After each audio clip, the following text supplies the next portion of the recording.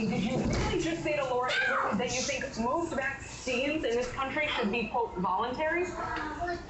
Well, I guess being for freedom would be really unusual. I guess I don't understand the point. Why that would be controversial. Senator, maybe you're not aware, but there's a huge problem right now with Disney theme parks having to close down because of mumps.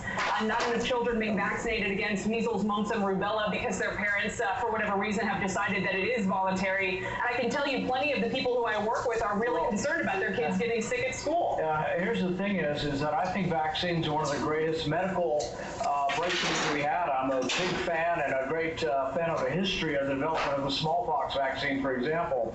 But, for most of our history, they have been voluntary. So I don't think I'm arguing for anything out of the ordinary. We're arguing for what most of our history has had. I understand that you're all for the choice, but again, if we're left in a situation where, diseases that were once almost wiped out are now coming back because people are deciding not to vaccinate their kids, isn't that a problem? I think public awareness of how good vaccines are for kids and how they are good for public health is a great idea. We just appointed a Surgeon General. These are some of the things that we should promote and good for our health. But I don't think there's anything extraordinary about resorting to freedom. I'll give you a good example. The hepatitis B vaccine is now given to newborns. We sometimes give 5 and 6 vaccines all at one time. I chose to have mine delayed. I don't want the government telling me that I have to give my newborn hepatitis B vaccine, which is transmitted by sexually transmitted disease and or blood transfusions. Do I think it's ultimately a good idea? Yeah. So I had mine staggered over several months.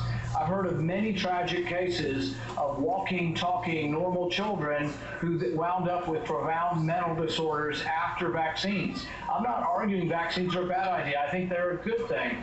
But I think the parents should have some input. The state doesn't own your children. Parents own the children. Thank you, Rand Paul. Freedom. Thank you, Senator. I did want you to clarify that, and it is an issue even for shareholders of some of these theme parks and airlines and so forth. But let's move on. Obviously, the big news of